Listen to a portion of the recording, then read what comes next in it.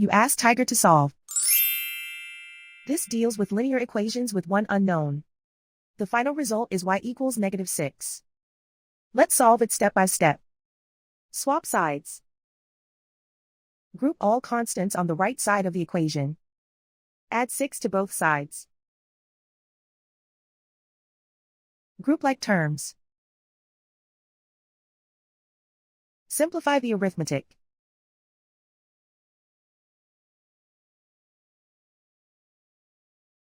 Isolate the y.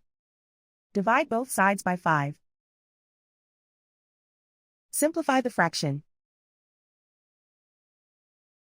Find the greatest common factor of the numerator and denominator.